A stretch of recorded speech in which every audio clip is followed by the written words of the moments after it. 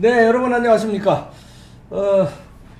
연초돼서요 선거 전국이기 때문에 유력 인사들 초대하는 시간 가졌는데요. 네, 박형준 전 사무총장이죠. 부산시장에 도전하시는 분 모셨습니다. 어서 오십시오. 안녕하세요. 네. 우리 사무총장 이제 후보님이라고 예. 해야 되네.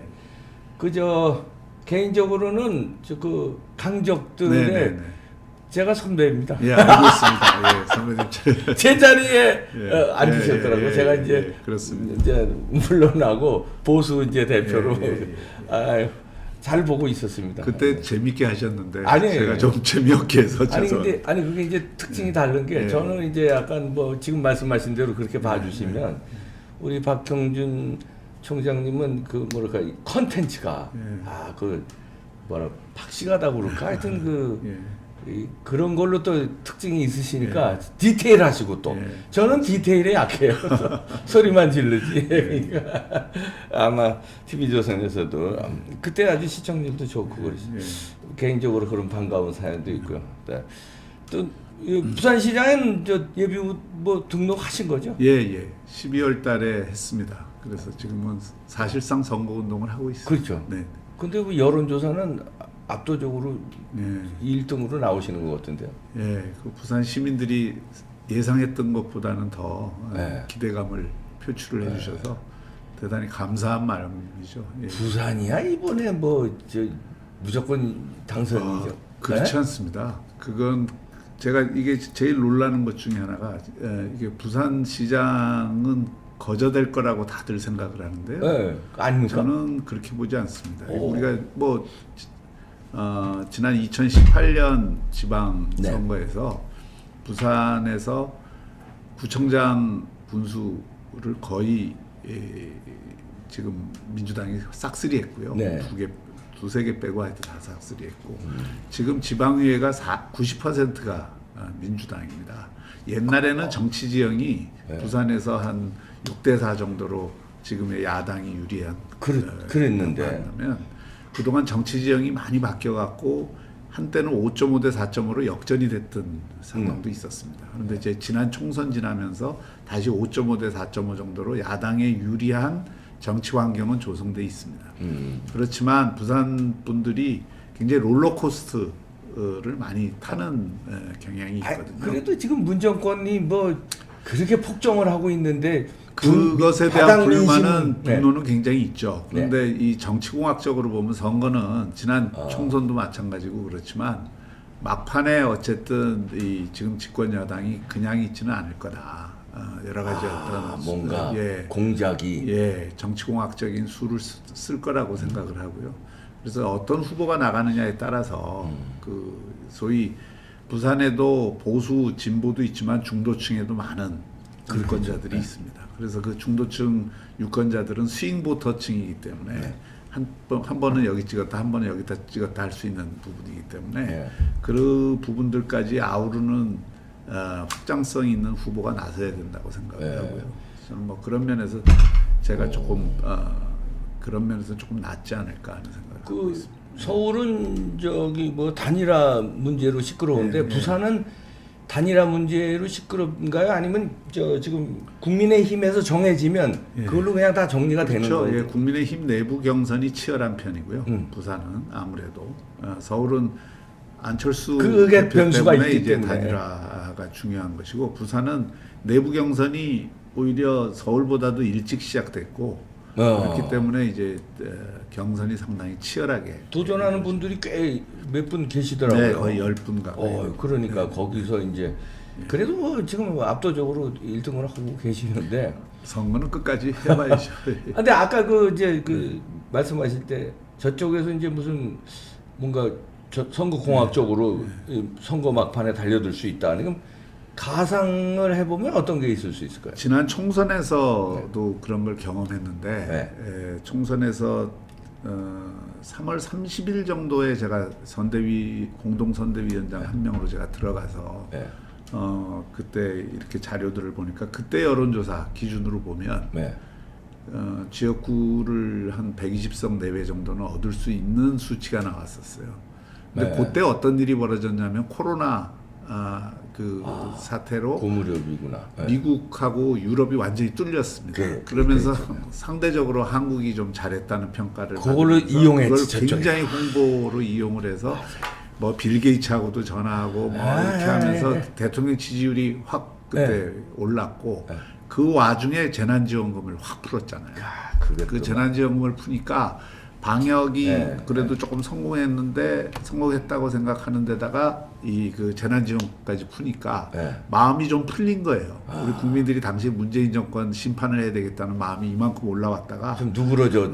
방역 뭐 성공했다는 홍보와 재난지원금 이렇게 하면서 누그러진 상태에서 이쪽에서 오히려 조금 그 뭐 막말 사태라든지 뭐 안 좋은 일들이 벌어지니까 3일마다 3%씩 떨어지는 걸 제가 봤습니다. 그 당시에 이제 여론조사를 거의 3일. 그때 또 선거대책위원장 중에 하나였죠. 공동선거대책위원장 중에 한 명이었습니다. 그래서 그 책임 뭐 이렇게 선거 진 다음에 총선 패배 책임 뭐 묻는 분들도 많이 계시고 그런데. 아니 그럼 뭐, 선거대책위원장이었으면 그때 그 지원금 있잖아요. 그거는 금권 선거에 논란이 있을 수 있어요. 제가 그때 공격을 관권 선거라고 굉장히 공격을 했죠. 그때 안 당시에 먹혔어요, 관권 선거라고 공격을 하고 그 금권 선거 하지 말라 그러고 재난지원금에 대해서 처음에 우리 이제 전략을 더 큰 이 방식으로 그 선별적 지원 정책도 폈다가 근데 그런 것들이 실제로 야당의 입장에서는 아무리 좋은 정책을 내놔도 실제 여당의 입장에서는 풀잖아요, 돈을. 제가 좀 그 우스꽝스러운 얘기랄까 그런 게 있었는데 이 대전에 우리 장동혁 위원장이라고 그 아주 유능한 판사 출신의 후보인데 굉장히 지지율도 좋았어요. 근데 그분이 이제 한탄하면서 하는 얘기가 하루는 저기 사람들 모여 있으니까 명함 그러면서 좀 선거 운동해야 된다고 해서 가보니까 재난지원금 받으러 이렇게 줄 서 있더라고요. 저쪽은 돈 주고 있는데 우리는 명함 주고 있으니까 이게 굉장히 그때 자기가 이 선거 어렵겠다 이런 생각을 했다는 거예요. 그거 나중에 고백을 하더라고요. 사실 그때 상황이 그랬습니다. 사실은 대전이나 충청도도 조금 해볼 만한 데가 많이 있었는데 그 재난지원금 막 뿌려대고 그러면서 이쪽에서 뭔가 이렇게 조금 그 막말 파동 이런 것들이 겹치면서 그렇잖아요. 지금 국민의힘도 그렇지만은 사실은 비호감의 벽을 뚫어내야 되거든요. 우리 지지층이 강력한 분노와 그 바꿔야 된다는 열의를 갖는 건 좋은데 그것을 넘어서서 사실은 비호감의 벽을 뚫어내서 광범한 그 야권의 전선이 형성돼야 되는데 그 전선 형성에서 그때 조금 균열이 일어났던 거죠. 그렇게 이제 분석하시는 분들도 많지만 이제 다른 쪽으로 보면은 그때 막말 프레임으로 이제 지금 보시는데 그게 막말 프레임이었느냐?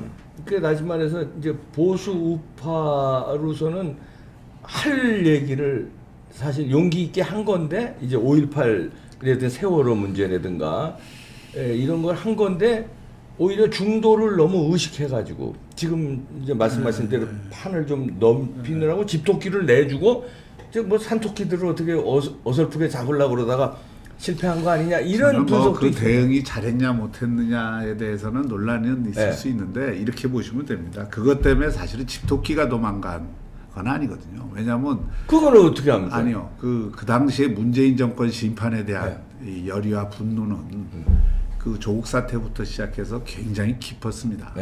그래서 우리 보수층에 있는 유권자들이 그때 뭐 투표를 안 했다든지 또는 투표에서 상대를 찍었다든지 이런 거는 저는 거의 없었다고 봅니다.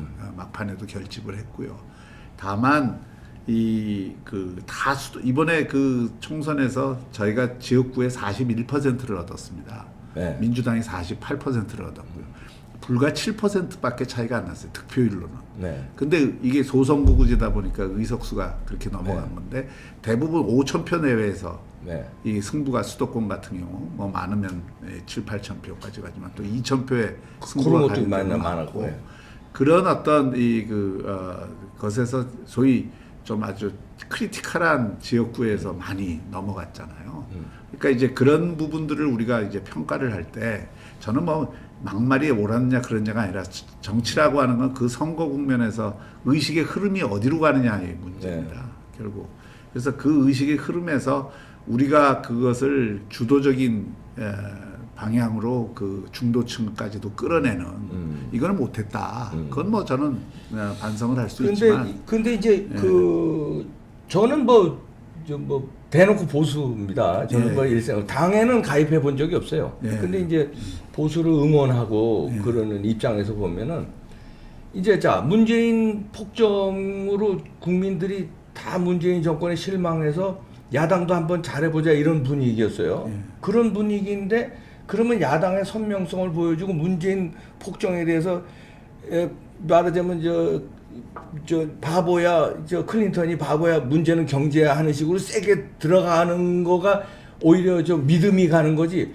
아, 중도층을 생각해서 야, 바보야, 문제는 경제가 아니라 자, 이것도 하고 이것도 합시다. 그리고 오히려 이쪽에 선명성을 주장하는 사람 자기 편을 갖다가 아, 저건 막말이야, 저건 갈라치기 해야 돼 이러면 보수 유권자들부터 가면서 이게 좀 시원하지 않고 우리 편 걷질 않고 야 이상한데 이래서 투표장에 고 2,000표 3,000표 하는 사람들이 투표장에 적극 나가야 되는데 안 나갈 수 있을 수도 있어요. 그런 소리도 제가 많이 들었고. 이런저런 평가가 있을 수 있는데 저는 뭐 이렇게 보셔야 된다고 생각합니다. 네. 수도권이 결국 핵심이잖아요. 그렇죠. 네. 수도권 선거에서는 그 수도권 선거의 향배를 결정하는 거는 결국 30, 40대와 이 중도와 보수가 함께 하나가 될 수 있느냐 없느냐가 결국은 선거의 성패를 좌우합니다. 지금 서울시장 선거에서 왜 안철수까지를 해야 서울시장 선거 이기겠다고 하겠어요. 결국 확장성의 문제거든요. 그래서 그런 문제들을 해소하지 않으면 지금 여론조사에서도 여전히 국민의힘에 대한 비호감도가 60% 내지 65%까지 간단 말이에요. 그러니까 30%, 40% 똘똘 뭉친 사람들이 직결해 갖고 투표를 하는 거는 좋지만 그러나 그것이 단순 다수대표제, 즉 소선거구제나 대통령이나 시장 뽑는 선거에서는 1%를 져도 완전히 지는 거고 3%를 져도 완전히 지는 거예요. 그러니까 전략적으로 어떤 선택을 해야 되느냐가 중요한 것이고요. 그 이야기가 맞느냐 틀리느냐가 중요한 게 아닙니다. 그건 누구도 모르는데 분석은 다를 수 있는데 지금도 안철수를 지금 그 김종인 체제에서는 어떻게든지 뭐 합쳐야 단일화 쪽으로 가지. 지금 조금 전에 이제 박 후보님도 그런 말씀하셨는데 또 반대로요. 안철수가 국민의힘에 들어오지 않으면 국민의힘에 들어와라. 그 여러 가지 제시를 하되 안 들어오면 아주 안철수를 말하자면 경선 전에 무너뜨리는 그런 전술도 필요할 수도 있어요. 왜냐하면 안철수에다 끌려가다가 나중에 안철수한테 지난번에도 안철수 때문에 내준 경우가 있었지 않습니까? 나중에 결국 보수표가 분산이 돼가지고 지금도 저러다가 안철수는 지지율이 높단 말이에요. 안 물러나고 보수고 국민의힘에 안 들어오면 만약에 단일화가 슬기롭게 잘 되면 좋은데 안 돼서 둘이 다 나가면서 진다면 그때 뭐 중도 어쩌고 저쩌고 하다가 먼 산 바라보는 꼴이 또 될 수 있다 이런 지금 얘기죠. 어쨌든 분명한 것은 제일 중요한 목표, 뭐 어떤 일이든지 목표가 있고 그 목표를 추구하는 수단이 있잖아요. 그 수단을 선택하는 게 전략이거든요. 목표는 정권 교체입니다. 누구든 그거야 뭐 정권 교체에 그러면 다음 서울시장 선거하고 부산시장 선거를 둘 중에 하나라도 놓치면 정권 교체는 또 멀어집니다. 그렇죠. 그럼 제일 중요한 건 이기는 후보를 내는 거예요. 서울이든 부산이든. 그리고 이기는 후보라는 건 뭐냐? 표를 많이 얻을 수 있는 후보죠. 그렇기 때문에 지금 안철수 대표도 마찬가지고 국민의힘의 입장에서도 마찬가지인데 갈라져서 만약에 나가게 되면 둘 다 필패라고 하는 것은 정해져 있는 답이라고요. 그럼 하나로 만들어야 되잖아요. 그럼 하나로 만들기 위한 방법이 두 개가 있는 겁니다. 원샷 경선을 하든지 아니면 경선은 국민의힘에서 하고 그 다음에 단일화를 하든지 이 이외의 방법은 없어요. 그래서 제 생각에는 원샷 경선하는 게 맞다. 그래야 원샷 경선을 해야 단일화 과정에서 나올 수 있는 여러 가지 원샷 경쟁이라는 건 안철수는 안철수대로 국민의힘에 안 들어오고 아니 그러니까 안 전부 모아서 그거는 뭐 앞으로 합당을 전제로 해서 그 하면은 더 바람직하겠고. 근데 지금 합당 안 하겠다고 합당을 하지를 못한다 하더라도 이번 선거에서는 국민의힘 경선 틀에 들어와서 하겠다. 그리고 그렇게 해서 선거를 치르게 되면 합당 안 할 수가 없습니다. 왜냐하면 하나의 부대로 어차피 본선은 치러야 아니 돼요. 근데 안철수 주장하는 거는 너들끼리 해. 나는 이 결선에 올라가 있으니까 너들끼리 국민의힘에 해서 거기서 결선 주자 올라오면 그때 가서 단일화 만약에 논의하자. 안 되면 하는 그렇게 하자는 거죠. 만약에 네, 그게 안 되면 그 다지라라도 해야 됩니다. 네. 그건 두 번째 방법으로 열어놔야 플랜 B로. 되고요. 예, 플랜 B로 그런 열어놔야 경우에는 되고. 어떤? 그래도 해야죠. 그래도 해야 된다. 그래도 해야죠. 하지 않으면 서울이라는 곳은 그렇게 간단치가 않습니다. 우선 서울이 호남 출신 인구들, 야당 지지 성향을 갖는 호남 출신 인구들이 제일 많은 곳이잖아요. 그리고 지난 총선에서도 이낙연 대망론이 그래서 호남 인구를 쫄쫄 뭉치도록 하는 효과를 가졌었거든요. 그리고 실제로 여기는 젊은 세대들이 다른 데보다도 많이 삽니다. 그래서 실제로 30대, 40대의 정치 성향이 아시다시피 보수 성향이 아니잖아요. 네. 그러니까 어쨌든 그 가운데서 30, 40대와 충청권과 그리고 수도권에 있는 전통적인 보수층을 다 이렇게 아우를 수 있는 후보를 우리가 만들어내야 되는 겁니다.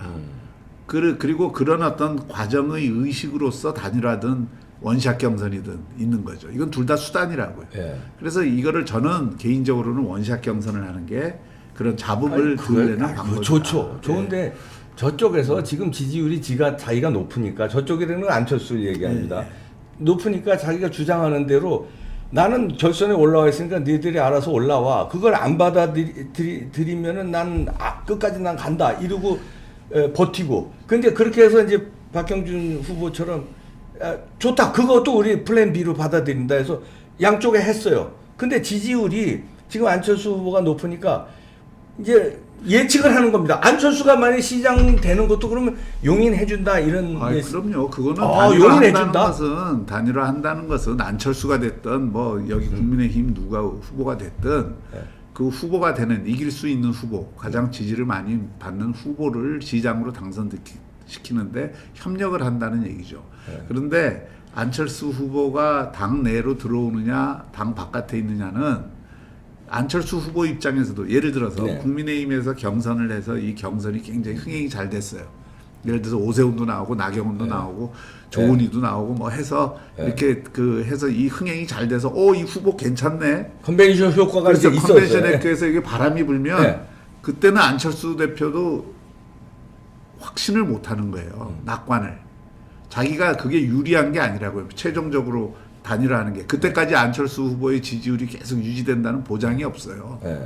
차라리 원샷 경선을 해서 거기에서 하면 지금 지지율이 반영될 가능성이 있죠. 그런 의미에서 안철수 후보 대표한테도 이게 불리한 방법이 아니라고요. 원샷 경선하는 게. 그런데 지금까지는 하여튼 저렇게. 근데 또 하나 문제는 자 그렇게 해서 단일화해서 안철수 후보가 돼서 우리 보수 중도 전체에서 안철수가 나가서 안철수가 시장이 된다. 이 가정하는 겁니다. 이것도 선거법으로 오해하지 마십시오. 가정을 하면은 그러면 자 오세훈 시장으로 이제 말하자면 뺏겼다 그럴까 던져버린 포기한 그 서울시장을 계속 지금 이렇게 해서 안철수까지.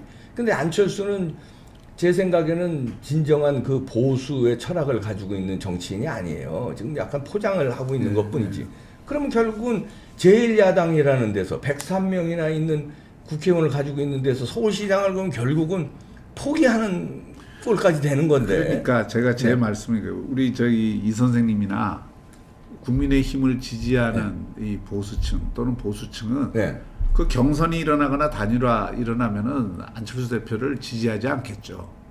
그분들의 의견은 그렇게 반영이 될 겁니다. 그리고 국민의힘 입장에서는 국민의힘 후보를 서울시장 후보로 내는데 최선을 다하겠죠. 그러나 그것만 갖고는 역부족이기 때문에 안철수까지 끌어들여서 통합 후보를 만들어내야 된다. 그게 승리를 위한 확실한 길이다. 이번에 서울시장 선거 지면요. 다음 정권 교체하는데 정말 어렵습니다. 이게 그러니까 우선순위가 뭐냐? 그러니까 그렇잖아요. 그러면은 상대로 바깥에서 이제 역지사지로 저쪽의 입장에서 생각해 봅시다. 민주당 쪽의 입장에서 지금 문재인 정권에 여러 가지 그 비리가 있어서 정권이 이쪽으로 국민의힘 쪽으로 넘어오면은 상당히 겁날 거예요. 그렇죠. 예. 네네. 자기들이 했던 짓이 있기 때문에 얼마나 겁날 거예요. 맞습니다. 그러면은 이번 서울시장 선거를 저쪽에서도 절체절명에 이번 내주면은 위험하다고 느낄 거 아닙니까? 대선까지. 맞습니다. 예, 예. 자, 그러면은 그래서 박원순의 성추행이 있는데도 불구하고 이번에 욕을 먹으면서도 후보를 내는 거는 그렇습니다. 내줄 수 없다는 거 아닙니까? 예, 예. 그러면 무슨 짓인지 못한다.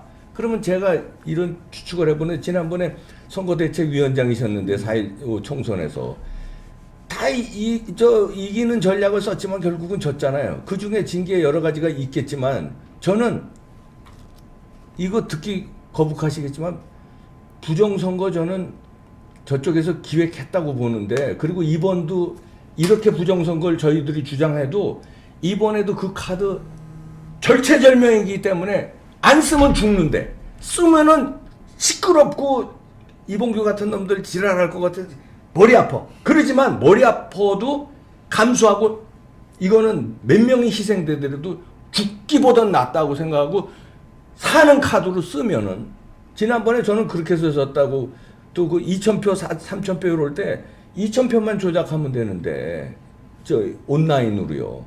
그건 어떻게 보십니까? 부정선거의 가능성. 이건 점점 더 어려워.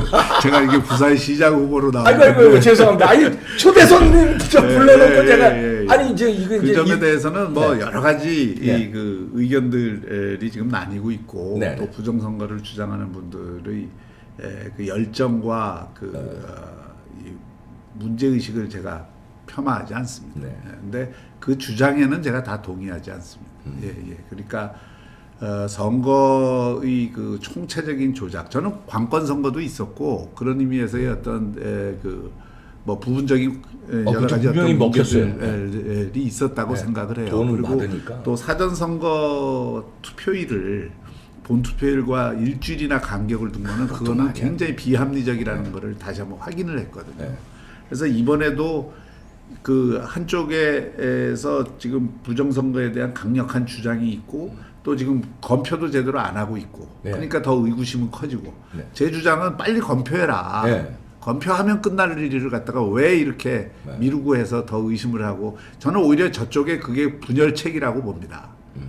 그래서 그런 어떤 차원에서 이번 서울시장, 부산시장 선거에서는 부정선거가 없도록 하기 위한 철저한 감시 체제를 갖고 그걸 요구하고 검증을 하고 그런 것들이 필요하다고 생각을 해요. 네. 필요하다고 생각을 하는데 예를 들어서 전체를 지금 온라인으로 또는 개표 조작을 했다.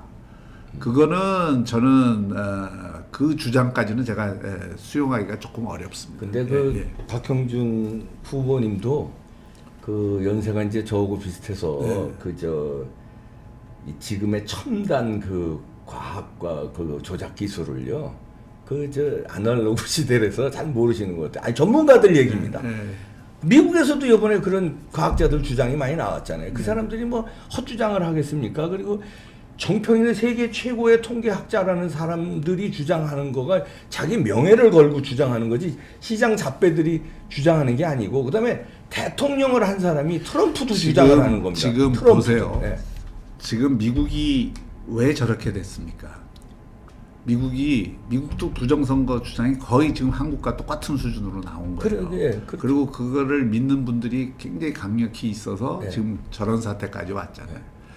저는 정치를 하면서 이 극단적인 어떤 그 세력들이 자꾸 전면에 나서는 게 바람직한 게 아닙니다. 우리가 정치를 하자는 거는 특히 우리 헌법 정신 자꾸 보수 말씀하시는데 저는 제가 더 보수라고 생각해요. 제대로 된 보수라고 생각합니다. 제대로 된 보수는 사실은 자유주의와 민주주의와 공화주의 정신을 올곧게 지키고 그걸 진화시키려고 하는 겁니다. 우리가 사회를 우리가 싸우다 보면 닮잖아요. 아니 그 부정도 눈 감고 지나가자는 아니죠. 공화주의입니다. 부정을 눈 감고 가자는 게 절대 아닙니다. 네. 그거는 절대 아니고요. 부정의 증거들이 너무 많이 나왔잖아요. 그러니까 제가 검표를 하자는 겁니다. 빨리. 제가 그걸 부정선거다 아니다 이런 논쟁에 제가 들어가려고 하는 게 아니라 그 부정선거에 대한 이 그 판단은 검표를 해보면은 빨리 드러나잖아요. 근데 그걸 안 하는 이유가 나는 그 의도가 의심스럽다고 지금 말씀을 드리는 거고. 근데 부정선거를 인정하지 않는다 그래서 보수가 아니다. 부정선거를 아니, 그렇게 인정하지 주장하는 건 않는다고 아닙니다. 해서 아니, 그건 그러니까 아니고, 예. 지금 그렇게 편을 가르고 있다니까요. 아니, 우리 보수 내에서 아니 그거를 제가 부산에서도 굉장히 많이 이거 갖고 논쟁을 했어요. 아, 그랬어요? 예. 논쟁을 많이 하는데 그걸 기준으로 해서 부정선거 인정하는 세력과 인정하지 않는 세력으로 이걸 가르는 거는 저쪽의 분열 공작에 우리가 놀아나는 거예요. 예, 아니 자 보수의 가치는 여러 가지가 있을 거예요. 뭐 잘 아시지만 보수 철학을 뭐 공부를 많이 해서 잘 여러 가지가 있지만 그 중에 하나가 진보하고 좌파하고 다른 것은 좌파는 목적을 달성하기 위해서 수단 방법을 안 가리는 게 역대적으로 레닌서부터 뭐 쭉 이어온 거 아닙니까? 이 문재인 정권도 그렇잖아요. 거짓말 뭐 이런 걸 밥 먹듯이 하는 게 자기들 목적. 그 목적은 선하다고 보는 거예요. 자기들 집권. 뭐 그거예요. 그러면은 그렇게 해서 근데 우리 보수 쪽의 철학은 목적이 있어도 과정이 선해야 된다. 맞습니다. 과정이 예, 절차가 맞습니다. 예. 절차적 정당성이 있어야 되는 게 공화주의지고 우리 그렇습니다. 보수 민주주의 예, 아닙니까? 예, 맞습니다. 자 그러면 절차가 훼손됐다. 절차가 부정이다. 그러면 그걸 부정인 걸 알면서도 아우 시끄러워지니까 그냥 넘어가자. 덮자. 이거는 보수의 철학에 맞지 않는 거 아니냐? 제가 만약에 이거죠. 제 양심, 그건 네. 이제 양심이거든요. 양심의 수준에서 저도 많은 이야기를 들었잖아요. 네. 이게 이래서 부정선거입니다. 이래서 부정선거입니다. 제가 그 자료도 많이 찾아보고 그렇겠지. 또 유튜브도 많이 보고 저도 제가 선거를 그 책임졌던 사람 중에 한 사람으로서 이게 부정선거에 의해서 이게 선거 결과가 뒤집혀진 거라면 저라고 이게 눈이 안 돌겠습니까? 그리고 제가 선거 책임질 필요도 없잖아요, 그거는. 그러니까 저도 그걸 열심히 들여다봤다고요. 예. 제가 저를 설득할 수 있어야 제가 나서는 그렇지. 거잖아요. 들여다 그게 보면 양심이에요. 결과가. 보면 볼수록 네. 이게 허술한 관리, 그것에 따라서 의심을 사할 수 있는 것들은 많이 있는데 둘 중에 하나예요. 투표 부정이 있었던 투표에서 투표 관리 부정이 있든지 개표 부정이 있든지 둘 중에 하나지 않습니까? 네. 지금 근데 이게 둘 다 주장을 하고 있잖아요. 네. 근데 개표 부정은 거기에 관련된 사람. 그러니까 이게 소위 음모론의 문제인데 그 음모에 가담한 사람들이 몇 명이나 되겠습니까? 몇 명 소수입니다. 그 소수가 다 조작을 할 수 있다고 지금 보시는 거죠. 그게 21세기 선거예요. 그게. 그러니까 이제 그 지점에서 제가 그 부분에는 조금 동의하기가 어렵다. 왜냐하면 제가 정무수석도 했고 선거관리위원회라는 데가 어떤 조직인지도 제가 제일 잘 아는 사람 중에 하나고 그 몇 명의 그 의도된 사람이 전체 지금 컴퓨터 네트워크를 조작했다고 말씀하시는 거 아니에요? 네, 그 증거도 나왔고요. 자, 왜냐면요, 그 선기업 개표기 있지 않습니까? 개표기의 선거법에는 통신이 외부하고의 통신이 그 얘기도 들었습니다. 없어야 된다는 거예요. 왜냐하면 있으면은 위험이 있기 때문에 위험 요소가 있는 건 애초에 차단해야 되잖아요. 한 표라도 부정이 있으면 안 되니까. 그런데 통신이 있을 수 있다는 게 증명이 됐어요. 그러니까 그러니까 그것조차도 제가 원천 무효 아닙니까? 검표를 해서 금방 그 결과가 드러날 거라고 보는 이유는 선거 개표하시는데 가보셨어요? 선거 개표하는 데를 가보면 네. 개표기라는 게 개표기로 다 쭈르륵 해갖고 끝나는 게 아닙니다. 저희 제가 이런 말씀 뭐하지만 저희 집이 그 선거 그 개표 그 투표소구 개표소였어요. 제가 어렸을 적에. 예. 그래서 제가 어렸을 적에 본 적이 있습니다. 지금 이게 제 이 논쟁 오래 하면 제가 유리할 게 없는데. 아니 그게 아니라 근데 저희가 왜 이런 논쟁을 하냐면 박형준 후보처럼 생각하시는 분들이 더 다수예요. 보수가 뭐 전체 더 다수기 때문에 이런 논쟁을 해서 저 같은 의견을 가지고 지금 왜 100번 제가 양보를 할게요. 자, 그럼 부정선거가 아니라 부실선거다 이렇게 지금 이제 보시는데 부정으로 의도를 해서 관건 선거죠. 아주 기획적인 부정선거는 아니지만 선거가 부실한 관리로 인해서 여기저기 사고가 좀 터진 거다. 그런 증거들이 많이 나온 거다. 부실선거도 안 되는 거 아닙니까? 안 되는 거죠. 그러면 무효 아닙니까? 그거 주장해야 되는 거 아닙니까? 근데 이제 이 얘기는 길게 하면은 이게 오늘 제가 나온 목적과 이게 아니 그게 아니라 때문에 이번에 이기시려면 예, 부정이 예. 없어야 이기신다니까. 그래서 제가 아까 말씀드렸잖아요. 선거 그 관리에 대해서 국민의힘이 이번에는 정말 그런 부정선거 논란이 생기지 않도록 철저히 요구하고 검증하고 그리고 이 투표에 들어가야 된다. 이 말씀을 드리는 거고요. 그리고 실제로 제가 이렇게 쭉 그 과정이나 이런 거에서 볼 때 소위 그런 어떤 총체적인 음모에 의해서 이 부정선거가 될 수 있는 의심을 할 만한 징후들이 있긴 있어요. 그러니까. 있는데 그게 있다고 해서 총체적인 부정선거다 이렇게 얘기를 하기에는 결정적인 증거가 아직 없는 거예요. 이게 결정적인 증거가 아직 없기 때문에 우리가 그렇게 주장은 할 수 있어도 그거를 공론으로 만들어서 특히 공당의 입장에서나 사회적 책임을 져야 될 그 사람이 그걸 함부로 부정선거다 하고 이렇게 나서기가 굉장히 어려운 겁니다. 그 아까도 말씀드렸지만 우선은 저를 설득해야 돼요. 근데 제가 그런 부분에서 완전히 설득이 안 됐다. 이런 말씀을 드리는 거예요. 제가 이제 뭐 초대 손님이니까 요거는 이제 그렇게 너무 제가 깊숙하게 파지 않겠어요. 왜냐하면 초대 손님이 모셔놓고 우리 또 이 예의가 아닌 것 같아서. 근데 저는 이제 답답한 게 드리고 싶은 말씀이 많은데 그 나중에 또 사석에서 방송에서 뭐 너무 공격하는 것 같아서 뭐 이 정도 하는데 마지막 한 말씀만 드리면 오스트리아에서요. 그 사전 투표 있잖아요. 그 봉투 있잖아요. 봉투가 이렇게 부실 관리로 인해서 열렸어요. 이 봉투가 밀봉이 돼야 되는데 열렸어요. 열린 게 4장이 있었습니다. 오스트리아에. 4장이 있었더니 그거 자체가 그 안에 투표지의 유무를 거기에 누구를 찍었든지 상관없이 법원의 판결이 뭐냐면 관리가 부실했다. 4장이 열렸다는 거는 열리고 바꿔 넣을 수 있는 찬스를 제공했다. 그래서 전체 선거를 무효시켰습니다. 법원에서요. 그러니까 부실이라도 이게 문제가 되면 원천 무효가 되는 걸 주장해야 다음 선거, 다시 말해서 4.15 총선에 그런 걸 공당에서 주장을 했어야 이번에 부산시장 선거, 서울시장 선거에 공정한 선거를 담보하지. 그거 그냥 어물떡 넘어갔기 때문에 이제 관리를 좀 잘하면 된다. 저쪽은요 무시무시한 집단이라서 지금 관리 잘한다고 되는 게 아니라 좀 답답하다 이런 말씀에서 제가 드린 건데 부정선거 얘기 너무 오래되면 예의가 아닌 것 같아서 여기서 좀 적고요. 다시 부산시장 선거로 좀 돌아가셔서 오거돈으로 인해서 보궐선거가 이루어지는데 지금 유력하신 입장인데 부산시장이 되시면 이거는 내가 아주 목숨 걸고 내가 이거는 해내겠다 하는 게 뭡니까? 부산의 물줄기를 바꿔야 됩니다. 그러니까 물줄기가 지금 그 물줄기라는 건 뭐냐면 부산은 지금 하천이 개천이 되어 왔어요.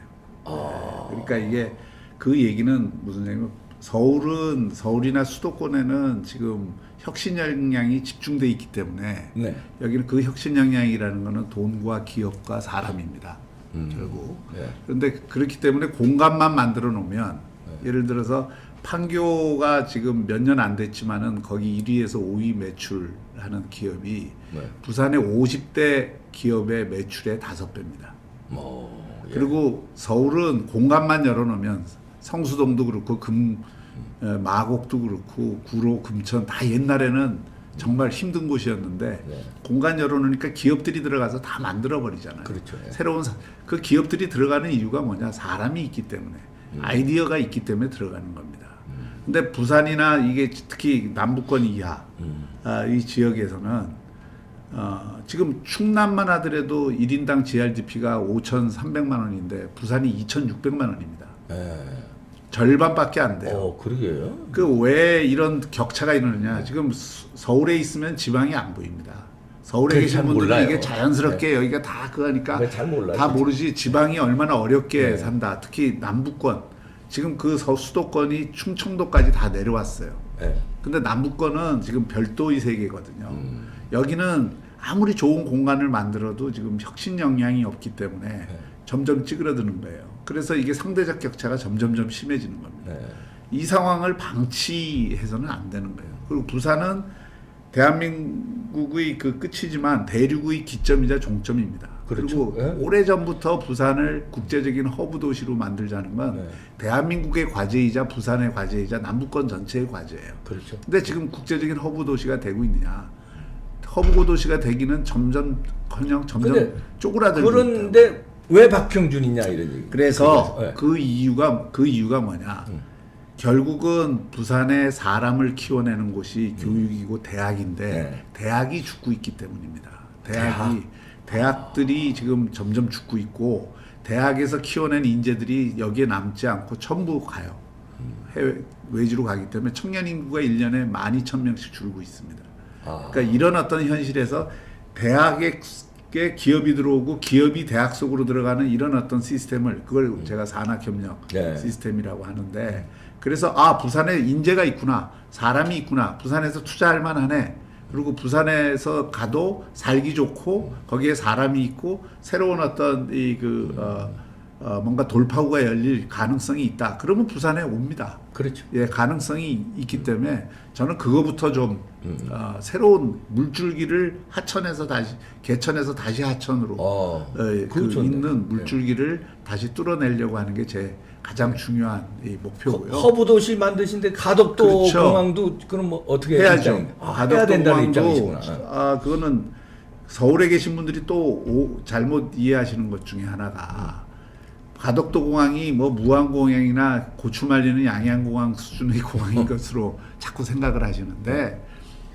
부산의 항만이 세계 6위의 물동량을 가진 항만인데 그중에 환적 화물이 56%입니다. 그만큼 부산은 허브 도시로서의 가능성을 갖고 있는 것이에요. 근데 앞으로 물류가 항만 물류가 대세가 아니라 항공 물류가 대세입니다. 그렇죠.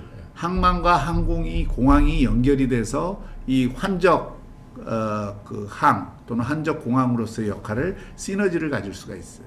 대한민국의 국제적인 허브 기능을 하는 물류 이 허브 도시가 하나 있는 게 대한민국을 위해서 좋으냐, 두 개가 있는 게 좋으냐, 두 개가 있는 게 좋은 겁니다.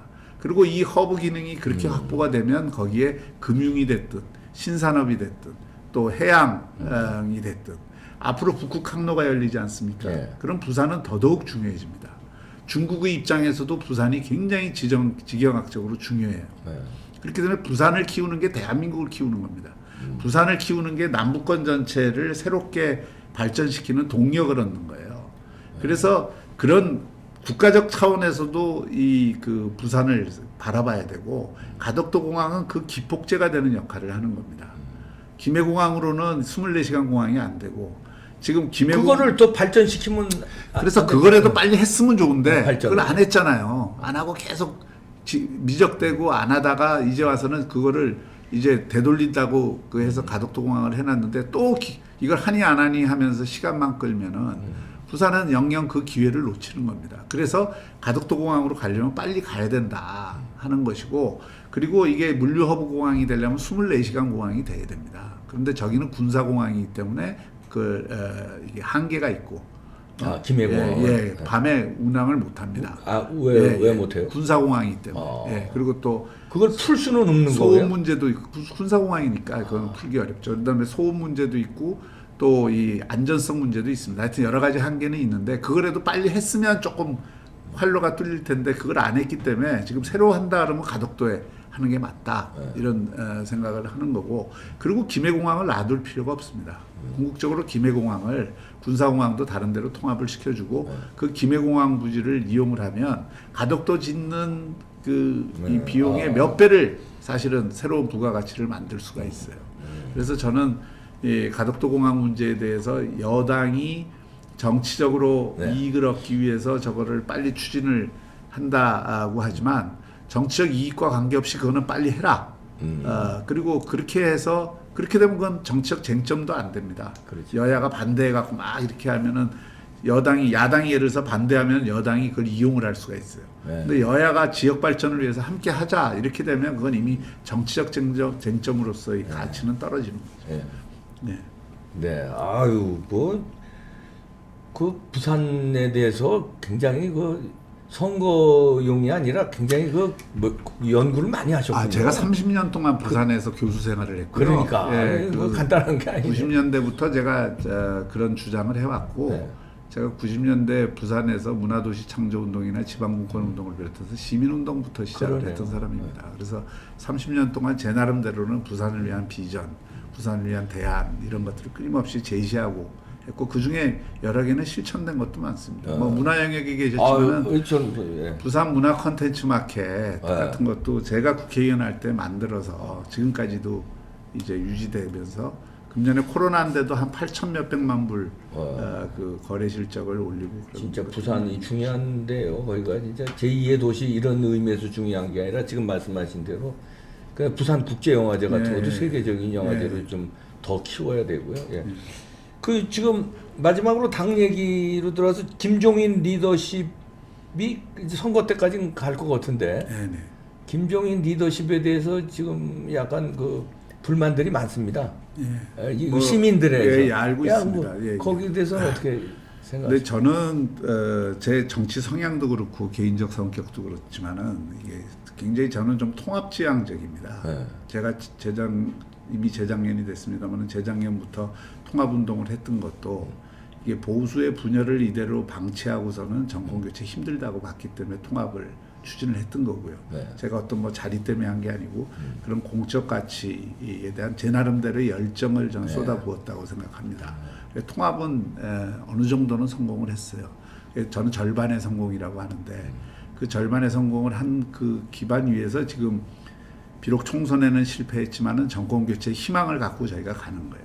저는 한 가지 부탁드리고 싶은 것은 우리 보수도 저쪽하고 막 싸우다 보니까 이쪽도 분노가 생기고 증오가 생기고 적대감이 생기잖아요. 근데 그 적대감이 상대를 향해서만 표출이 되는 게 아니라 이 진영 내부에서도 그 적대감들이 가감 없이 막 표출되면서 그게 사실은 서로에 대한 인신공격이나 또는 서로에 대한 어떤 증오 이런 거니까 내부 총질이죠. 내부에 서로 너무 지나치게 미워하고 지나치게 낙인 찍고 쟤들은 뭐 때문에 안 돼, 뭐 때문에 안 돼 이런 식으로 해서 균열이 많이 가 있거든요. 저는 지금 뭐 김종인 위원장이든 누구든 그 다 정치적인 노선이나 정책이나 이런 거에 대한 다 할 말이 많죠. 비판을 해야 될 부분도 있고 또 같이 해야 될 부분도 있는데 지금은 저는 통합의 정신을 좀 더 살리는 게 좋다. 내년 어차피 4월까지 그 안에 무슨 전당대회를 할 것도 아니고 그 안에 무슨 리더십을 교체할 수 있는 지금 시간적 여유가 없잖아요. 4월 7일까지 100일도 안 남았습니다.